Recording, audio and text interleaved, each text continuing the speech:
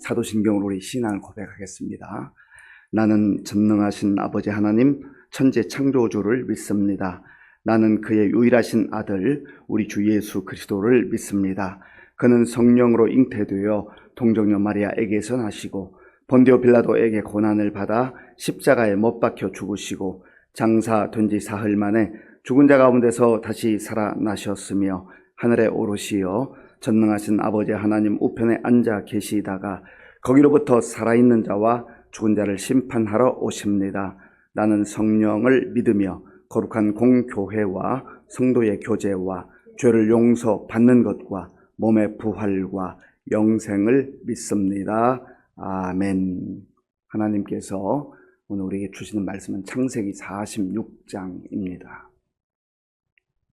구약 성경 73쪽 창세기 46장을 교독하겠습니다. 이스라엘이 모든 소유를 이끌고 떠나 브엘세바에 이르러 그의 아버지 이삭의 하나님께 희생 제사를 드리니 그 밤에 하나님이 이상 중에 이스라엘에게 나타나 이르시되 야곱아 야곱아 하시는지라 야곱이 이르되 내가 여기 있나이다 하매 하나님이 이르시되 나는 하나님이라 네 아버지의 하나님이니 애굽으로 내려가기를 두려워하지 말라 내가 거기서도 큰 민족을 이루게 하리라. 내가 너와 함께 애굽으로 내려가겠고 반드시 너를 인도하여 다시 올라올 것이며 요셉이 그의 손으로 네 눈을 감기기라 하셨더라. 야곱이 브엘세바에서 떠날새 이스라엘의 아들들이 바로가 그를 태우려고 보낸 수레에 자기들의 아버지 야곱과 자기들의 처자들을 태우고 그들의 가축과 가나안 땅에서 얻은 재물을 이끌었으며 야곱과 그의 자손들이 다 함께 애굽으로 갔더라. 이와 같이 야곱이 그 아들들과 손자들과 딸들과 손녀들 곧 그의 모든 자손을 데리고 애굽으로 갔더라. 애굽으로 내려간 이스라엘 가족의 이름은 이러하니라. 야곱과 그의 아들들 곧 야곱의 맏아들 루벤과 루벤의 아들 하녹과 발루와 헤스론과 갈미요. 시몬의 아들은 여무엘과 야민과 오핫과 야긴과 스할과 가나안 여인의 아들 사울이요. 레위의 아들은 게르손과 그핫과 무라리요. 유다의 아들 곧 엘과 오난과 셀라와 베레스와 세라니. 엘과 오난은 가나안 땅에서 죽었고 베레스의 아들은 헤스론과 하물이요.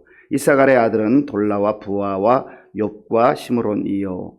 스볼론의 아들은 세렛과 엘론과 yarleel이니 이들은 레아가 받단 아람에서 야곱에게 난 자손들이라. 그 딸 디나를 합하여 남자와 여자가 33명이며 가세의 아들은 시변과 학기와 수니와 에스본과 에리와 아로디와 아렐리요. 아셀의 아들은 임나와 이스와와 이스위와 브리아와 그들의 누이세라며 또 브리아의 아들은 헤벨과 말기엘이니 이들은 라반이 그의 딸 레아에게 준 실바가 야곱에게 낳은 자손들이니 모두 16명이라. 야곱의 아내 라헬의 아들 곧 요셉과 베냐민이요. 애굽 땅에서 온의 제사장 보디베라의 딸 아스낫이 요셉에게 낳은 므낫세와 에브라임이요. 베냐민의 아들 곧 벨라와 베겔과 아스벨과 게라와 나아만과 에히와 로스와 묵빔과 훗빔과 아룻이니 이들은 라헬이 야곱에게 낳은 자손들이니 모두 14명이요. 단의 아들 후심이요. 납달리의 아들 곧 야셀과 구니와 예셀과 실렘이라. 이들은 라반이 그의 딸 라헬에게 준 빌라가 야곱에게 낳은 자손들이니 모두 7명이라. 야곱과 함께 애굽에 들어간 자는 야곱의 며느리들 외에 66명이니 이는 다 야곱의 몸에서 태어난 자이며 애굽에서 요셉이 낳은 아들은 2명이니 야곱의 집 사람으로 애굽에 이른 자가 모두 70명이었더라. 야곱이 유다를 요셉에게 미리 보내어 자기를 고센으로 인도하게 하고 다 고센 땅에 이르니 요셉이 그의 수레를 갖추고 고센으로 올라가서 그의 아버지 이스라엘을 맞으며 그에게 보이고 그의 목을 어긋맞추어 안고 얼마 동안 울매 이스라엘이 요셉에게 이르되 네가 지금까지 살아 있고 내가 네 얼굴을 보았으니 지금 죽어도 족하도다.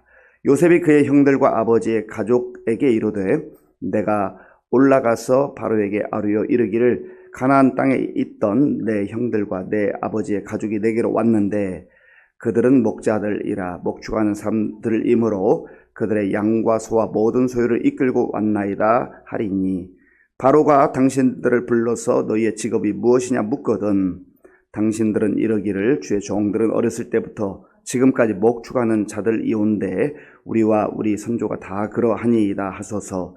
애굽 사람은 다 목축을 가증히 여기나니 당신들이 고센 땅에 살게 되리이다. 아멘.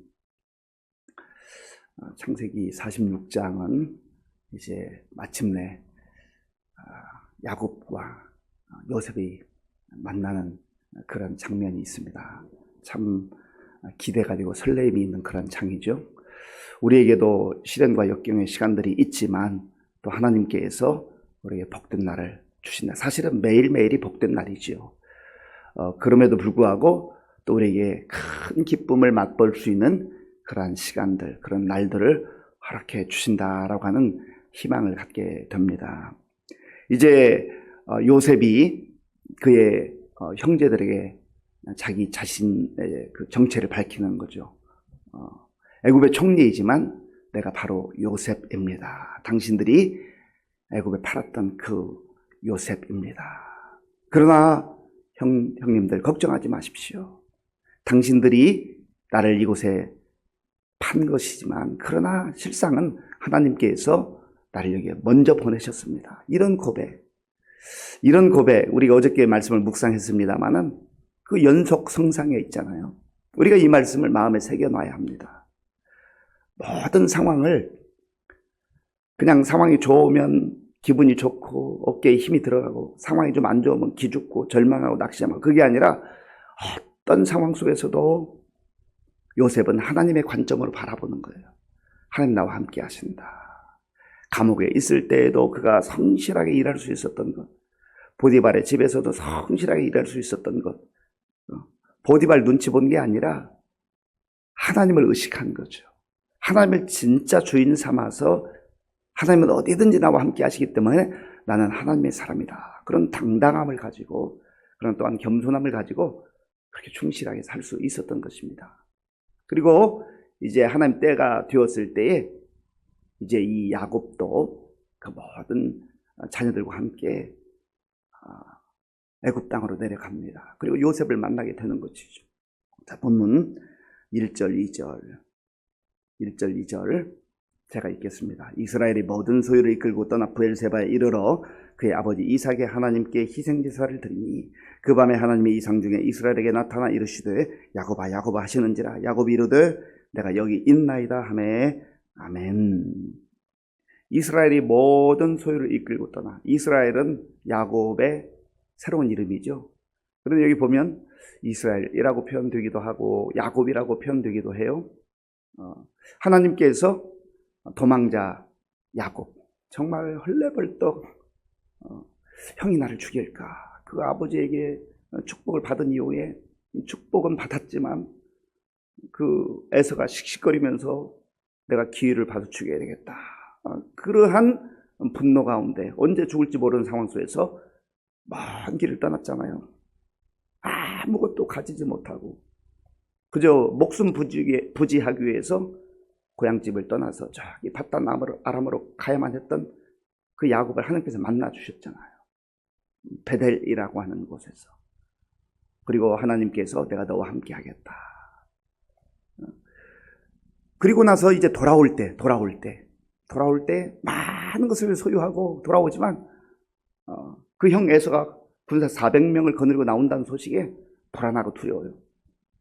때로는 없어도 힘들지만 또 있다 해도 이거 빼앗길까봐 두렵고 불안한 인생인데 하나님께서 또 그때 만나주 야복 강가에서 씨름하는 천사와 씨름하는 것으로 나오는데 그때 하나님께서 야곱을 만나주시고 이제 너의 이름을 야곱이라 하지 말고 이스라엘이라 하라. 그러니까 이 두 가지 이름이 성경에서 곳곳 등장하는데 야곱아 야곱아 부르시잖아요. 그 이유는 너 지난날 어떻게 살았었니?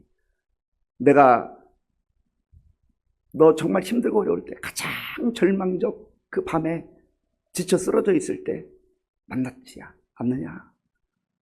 너에게 약속해 주지 않았느냐? 지난 날을 돌아보라. 그리고 내가 너에게 이스라엘이라고 하는 새로운 이름을 주지 않았느냐? 너는 이제는 야곱의 인생이지만 그러나 하나님을 만났던 이스라엘로서의 새로운 피조물로서의 삶을 살아야 되는 것 아니냐? 그러니까 과거의 자기의 모습을 돌아보게 하시고 또 현재의 모습을 보게 하시는 것이죠. 우리도 마찬가지예요. 바울의 고백처럼 그런즉 누구든지 그리스도 안에 있으면 새로운 피조물이라. 이전 것은 지나갔으니 보라 새 것이 되었더라. 우리는 새로운 존재로 사는 거예요. 우리의 삶도 예수님 만나기 전의 삶은 야곱과 같은 인생이었어요.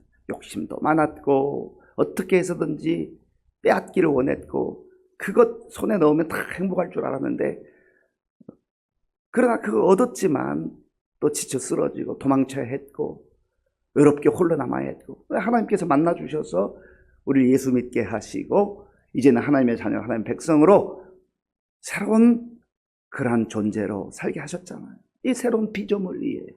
이걸 우리가 잊어서는 안 된다라는 거예요. 지금 하나님이 약속해 주신 땅이 현재는 야곱이 머무르고 있는 땅이잖아요. 그런데 하나님께서 또 허락하시는 거예요. 이제는 애굽으로 내려가야 할 때이다.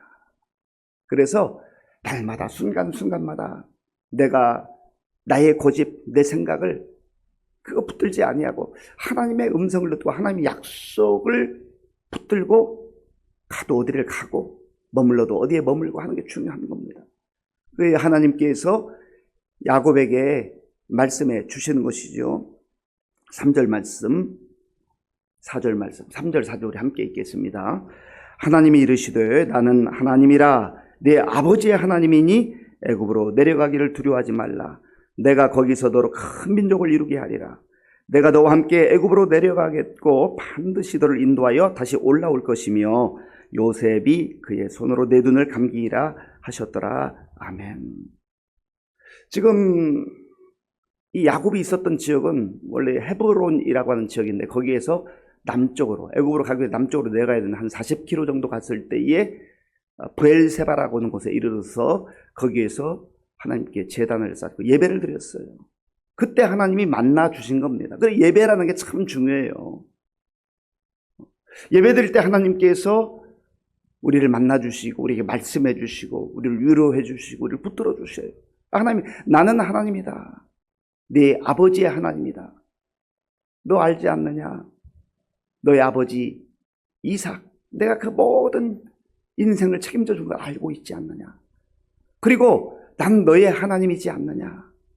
너 지금 애굽으로 가야 되는데 두려운 마음도 있지, 불안한 마음도 있지. 또 새로운 곳을 이사한다고 하는 것, 뭐 이 당시에 이사한다는 게 얼마나 힘들고 어려워요. 두려워하지 말아라. 그런데 두려워하지 않을 근거와 이유는요, 바로 하나님께서 내가 너와 함께 한다. 내가 너와 함께 한다. 임마누엘. 하나님이 우리와 함께 계신다. 이것이 중요한 거예요.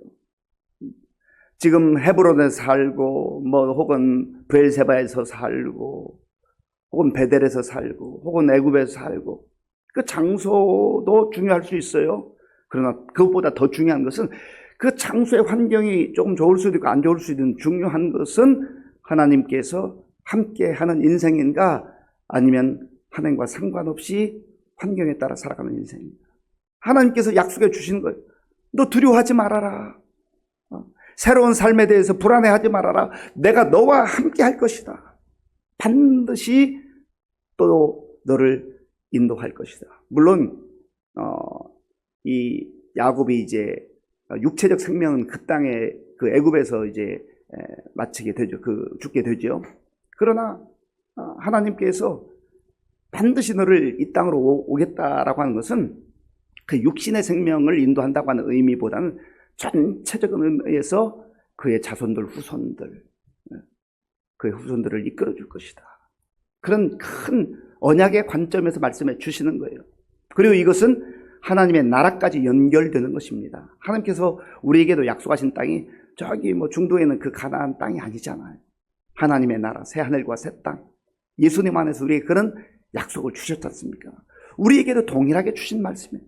아마 오늘 이 새벽에 주님 앞에 나와 예배드리며 기도하는 우리 성도님들, 또 유튜브를 통해서 하나님 앞에 또 예배드리는 성도님들, 내가 불안과 두려움 가운데 있을 때 하나님께서 야곱에게 말씀해 주셨던 것처럼 오늘 이 시간 말씀해 주시는 거예요. 두려워하지 말아라. 너 홀로 있는 게 아니야. 너 혼자 사는 게 아니야. 내가 너와 함께 하는 거야. 능력이 조금 있는 것 같다 해서 우쭐대지 말고, 내 힘으로 해보겠다고 그렇게 하지 말고 하나님 의지하라고 하는 것이죠. 그래서 야곱이 이제 그 약속의 말씀을 붙들고 담대함으로 나아가는 겁니다.